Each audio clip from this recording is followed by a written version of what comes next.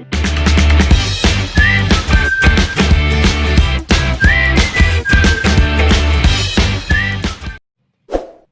Everyone, welcome to our YouTube channel success thunder.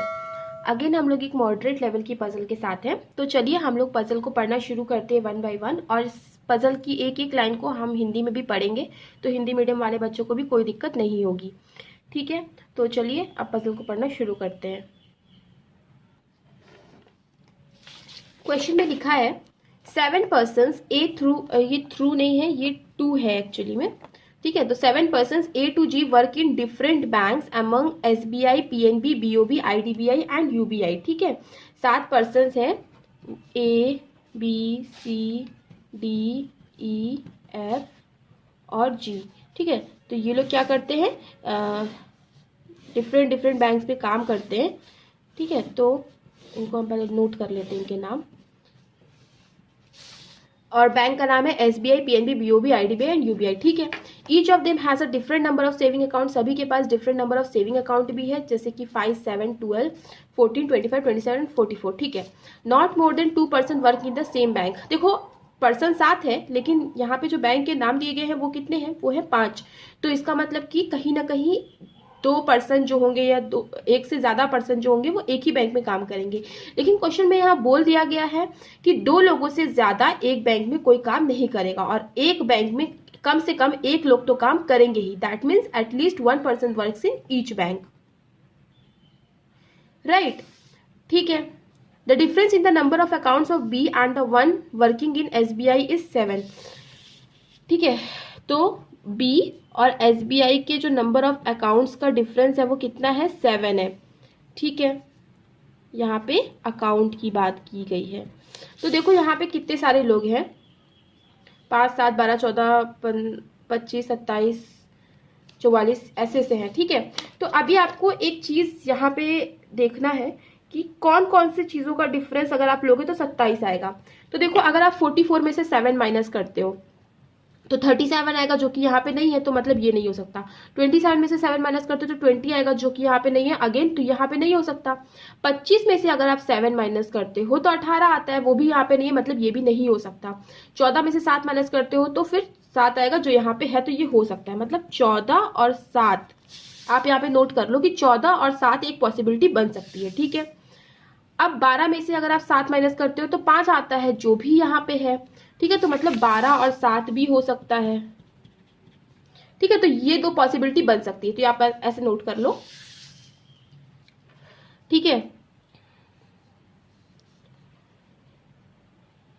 A has less accounts than E। देखो यहाँ पे एक आप कॉलम बना लो। ठीक है, या फिर ऐसे लिख लो कि E से कम अकाउंट है A के पास, और यहाँ पे लिख लो अकाउंट की बात की गई है। ठीक है, कि E से कम अकाउंट है A के पास, राइट। अब आगे देखते हैं, B has prime numbered account. मतलब B का जो अकाउंट है वो प्राइम नंबर्ड अकाउंट है, मतलब B का जो अकाउंट है वो 7 ही हो सकता है, क्योंकि 7 ही इन चारों में से एक ऐसा नंबर है जो कि प्राइम नंबर है। तो B का क्या है, 7 अकाउंट है B के पास। ठीक है, difference in the number of accounts of the persons who work in BOB is equal to the half of the accounts of G। मतलब देखो अब इस लाइन से आप एक चीज समझो कि जो डिफरेंस होगा उन बंदों के अकाउंट में जो कि BOB में काम कर रहे हैं is equal to the half of the accounts of G।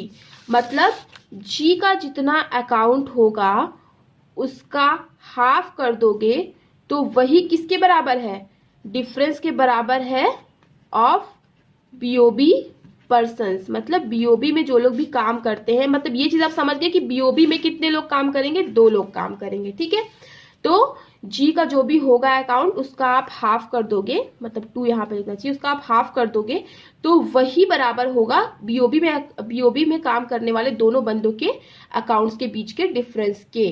ठीक है, अभी जब हम आगे सॉल्व करेंगे तो ये और अच्छे से समझ में आएगा। Difference in the number of accounts of G and E is more than 30। मतलब G माइनस E करोगे अगर आप अकाउंट का तो it will be more than 30। ठीक है, वो 30 से ज्यादा होगा।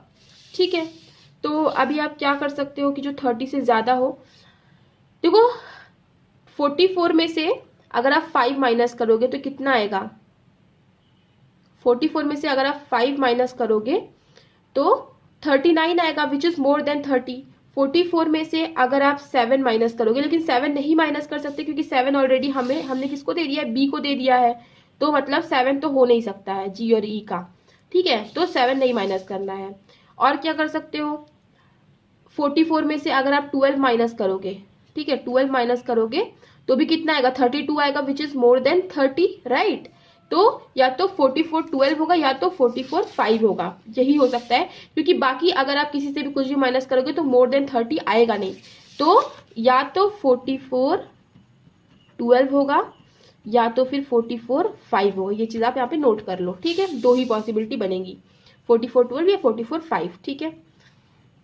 आगे पढ़ते हैं। Neither C nor D works in IDBI, तो इस चीज को हम नोट कर लेते हैं कि सी या डी में से कोई भी आईडीबीआई में काम नहीं करता है, ठीक है, नोट कर लिया।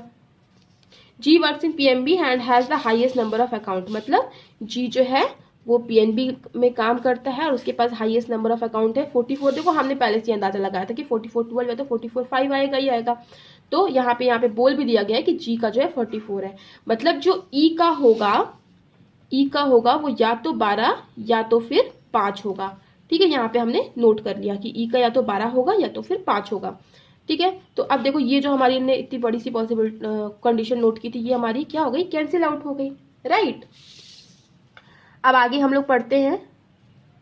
Both B and D work in the same bank, ठीक है, बी और डी जो है दोनों सेम बैंक में काम करते हैं, तो इसको नोट कर लेते हैं कि बी और डी जो है वो सेम बैंक में है, राइट, हो गया, बी और डी सेम बैंक में है। D doesn't have an even numbered account, मतलब डी का जो है वो इवन नंबर्ड अकाउंट नहीं है, मतलब डी का जो होगा वो क्या होगा? ऑड नंबर ऑफ अकाउंट होगा, राइट। तो डी का ऑड नंबर ऑफ अकाउंट होगा, यहाँ पे हमने लिख लिया है।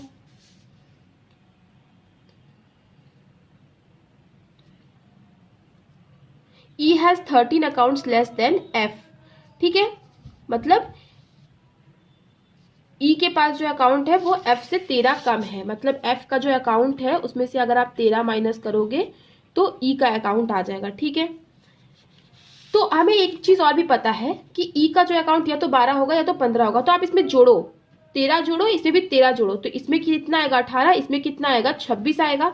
तो अब देखो इन दोनों में से कौन सा नंबर यहाँ पे एग्जिस्ट कर रहा है?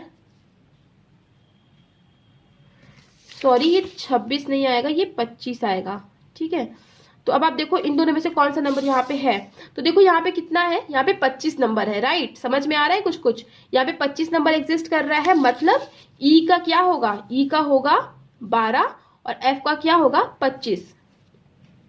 एक बार फिर से समझते हैं कि यहाँ क्वेश्चन में बोला है कि एफ का जो अकाउंट है वो 13 ज्यादा अकाउंट है एफ के ई से, ठीक है। और हमें ये भी पहले से पता था कि ई का या तो 12 होगा या तो 5 होगा, तो इसमें अगर 13 जोड़ देंगे तो हमें एफ के अकाउंट नंबर मिल जाएंगे, राइट। तो हमने दोनों में 13 जोड़ा तो 25 और 18 निकला, तो यहाँ पे हमें ये पता चला कि 18 तो क्वेश्चन में है ही नहीं, मतलब एफ का अकाउंट तो सिर्फ 25 ही हो सकता है। तो हमें इससे ये कंक्लूजन मिला कि ई के पास जो अकाउंट है वो कितने हैं? 12 है, और एफ के पास जो अकाउंट है वो कितने हैं? 25 हैं। तो देखो हमारी ये कंडीशन भी सॉल्व हो गई, ये कंडीशन भी सॉल्व हो गई, ठीक है। यहाँ पे नोट कर लेते हैं कि ई के पास जो अकाउंट है वो 12 है और एफ के पास जो अकाउंट है वो 25 है, ठीक है। अब आगे बढ़ते हैं। F who works in UBI, एक चीज मैंने बोला था आपको पहले की वीडियोस में मैं बता चुकी हूँ कि जो ये हु आता है, जो विच आता है, वो हमेशा नियरेस्ट सब्जेक्ट के लिए आता है। तो यानी जो ये हु आया वो किसके लिए आया है? एफ के लिए आया है, ठीक है। इसीलिए मैं बोलती हूँ कि मेरी वीडियोस को आप पूरा फुल वॉच किया करो, क्योंकि बीच बीच में मैं ऐसी ऐसी चीजें बताने लगती हूँ जो क्वेश्चन आता है तभी मैं बता सकती हूँ, स्टार्टिंग में हर चीज नहीं बता सकते। अगर आप फुल वॉच नहीं करोगे तो कई चीजें आपकी छूट सकती हैं, ठीक है। तो ये जो हुआ है वो किसके लिए आया है? एफ के लिए आया है। तो एफ कहाँ पे काम करता है? यूबीआई में काम करता है। तो हम यहाँ लिख लेते हैं कि एफ जो है वो कहाँ पे काम करता है? यूबीआई में काम करता है, ठीक है। अब हम जो है आगे की पजल्स को अपनी सॉल्व करते हैं। बी के जो है अकाउंट नंबर ऑफ कितने अकाउंट्स है? 7 अकाउंट्स है, सॉरी। और जो एसबीआई में काम करेगा उसके या तो 14 होते या तो फिर 12 होते।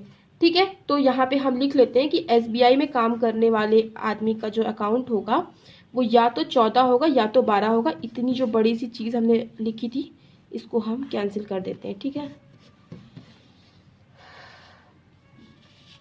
ई के पास ज़्यादा अकाउंट है ए से, अभी हम इस चीज़ को सॉल्व नहीं कर सकते हैं। तो आगे और देखते हैं और कौन कौन सी कंडीशन है। और ये कंडीशन है कि बी और डी सेम बैंक में काम करेगा और जो डी होगा उसका क्या होगा, odd number of bank accounts होंगे। देखो हमारे पास कितने बैंक अकाउंट्स थे, 5, 7, 12, 14, 25, 27 और 44। ठीक है, इसमें से 44 हट गया है, 25 हट गया है, ठीक है, 12 हट गया है और 7 हट गया है। ठीक है, बचा कितना, 5, 14 और 27 बचे हैं। तो यहाँ पे आप लिख लो कि 5, 14 और 27 बचे हैं। केवल 3 ही अकाउंट हमारे सॉल्व करने को बच गए हैं। इसमें से डी को क्या होगा, डी का या तो 27 होगा या तो फिर 5 होगा। ठीक है, यहाँ पे ऐसे लिख लो कि डी का या तो 27 होगा या तो फिर 5 होगा, क्योंकि उसका ऑड नंबर है।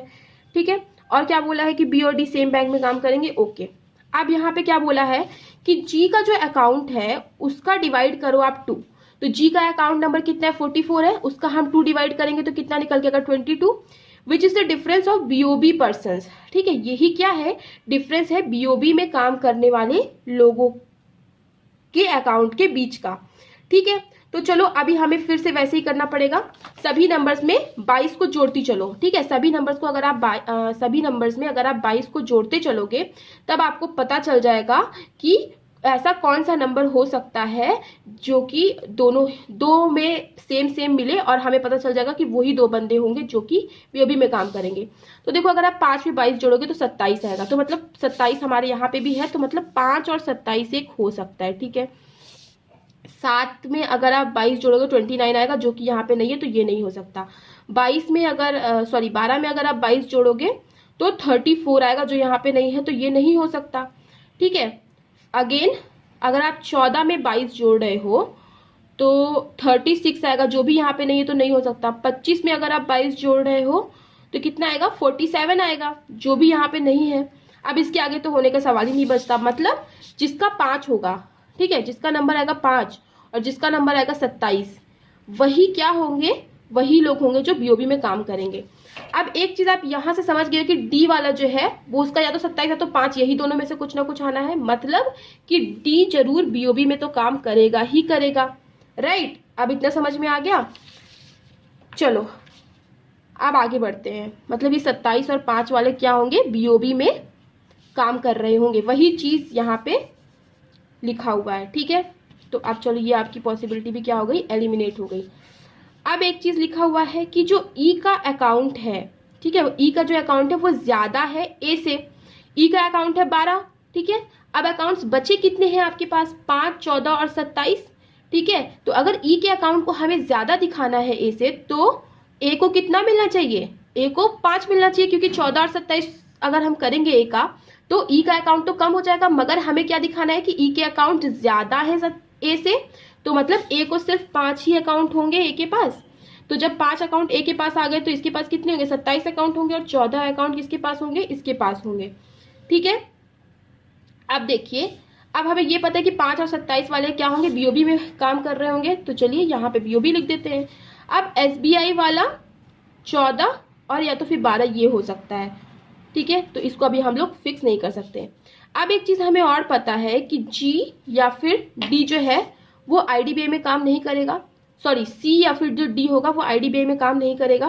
राइट, ये चीज हमें पता है, तो सी जो है वो आईडीबीआई में काम नहीं करेगा, ये चीज भी हम लिख लेते हैं।